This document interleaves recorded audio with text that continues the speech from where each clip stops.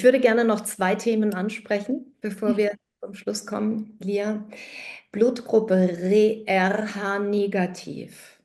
Mhm. Ähm, Was möchtest du dazu sagen? Was ist einkodiert? Warum wurde sie versucht zu dezimieren oder sogar auszulöschen, wenn das stimmt?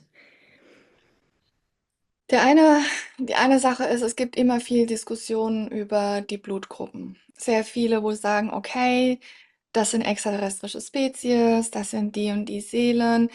Letzten Endes geht es hier um die alte Thematik Atlantis gegen Lemurien.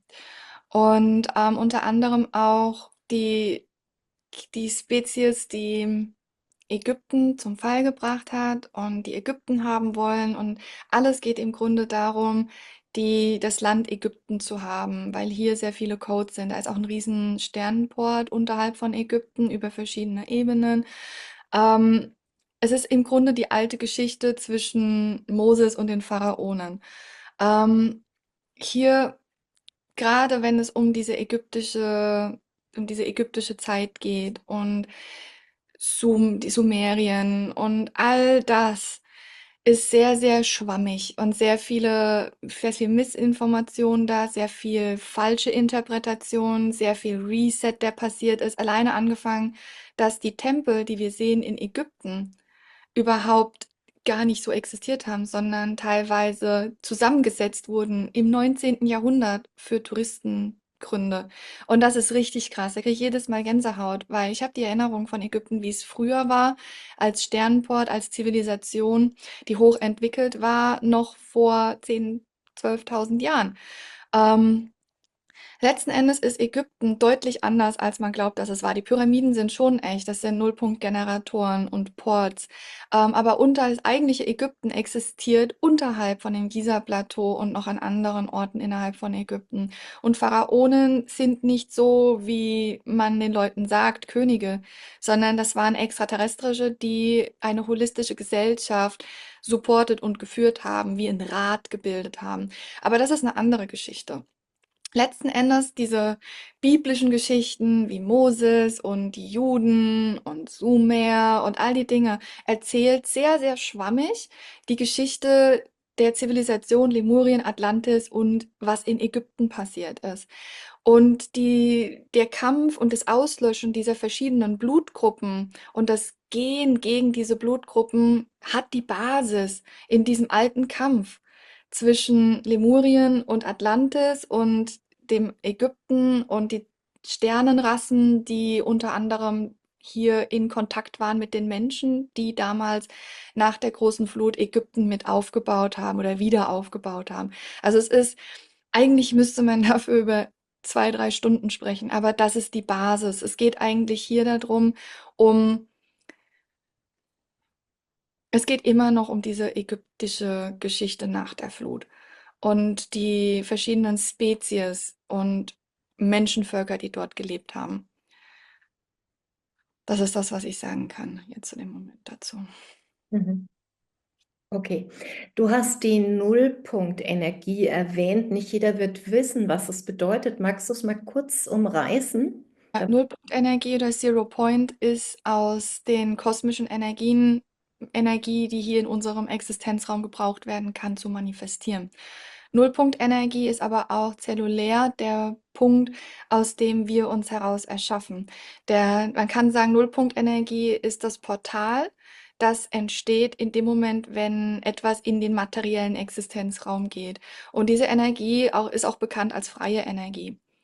Und freie Energie ist etwas, was immer wieder gefragt wird in der New Age Welt oder in der spirituellen Welt. Wann kriegen wir freie Energie?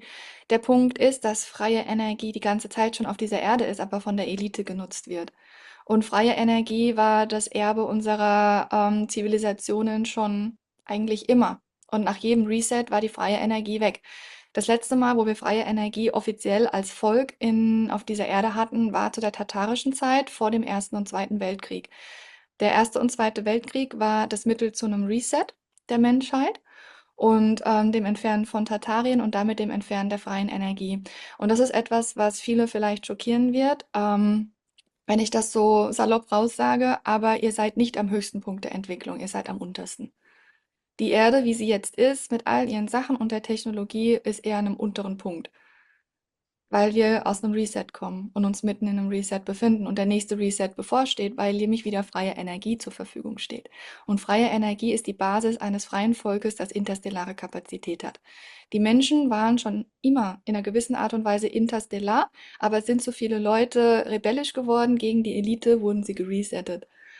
Und wir sind freie Energie. Es gibt Tausende von Patenten von freien Energiegeneratoren, die so viele Menschen in den letzten Jahrzehnten in die Patentämter gebracht haben. Und es ist alles entfernt worden. Und teilweise sind die Leute auch entfernt worden. Freie, Tesla. freie Energie ist vorhanden und die Technologie ist schon da, aber wird zurückgehalten und nicht erlaubt, dass ihr sie bekommt. Und auf der anderen Seite würdet ihr sie bekommen, würde wieder ein Reset entstehen. Und das ist der nächste Punkt. Also wir sind gerade wirklich an einem Punkt und es ist nicht mehr einfach nur simpel spirituell sein und aufwachen, sondern jetzt geht es wirklich darum, für unser Recht zu kämpfen, in einer gewissen Art und Weise, ohne zu kämpfen, sondern bewusst Metaphysik anzuwenden und die Kraft der Entscheidungen zu nutzen und die Kraft der Frequenz und Resonanz zu nutzen, um für seine Freiheit einzustehen und zu sagen, ja, freie Energie ist mein Erbe und Made-Bed-Technologie ist mein Erbe, weil die Elite hat sie die ganze Zeit. Hm. Made-Bed-Technologie ist auf der Erde. Wir müssen nicht warten, bis sie auf der Erde ist. Sie ist schon da. Aber sie wird zurückgehalten. Und jetzt gilt es, dass wir uns nicht mehr von Satanisten ja, dominieren lassen, sondern jetzt in unserer Kraft sind, in unserer Freiheit sind und sagen, ja, freier Wille, ich wähle das nicht, möchte das nicht mehr. Freie Energie ist mein Erbe. Was für ein genialer Satz. Und wenn das Sperma auf die Eizelle trifft, dann ist es ja auch eine Nullpunktenergie, oder? Ähm, mh, Dann wäre Linearität da und damit schon Materialität. Nullpunktenergie entsteht, damit materielle Energie überhaupt da ist. Und das heißt in jedem Partikel. Und Partikel formen Atome und Atome formen letzten Endes Zellen und Zellen formen ein Spermium oder eine Eizelle.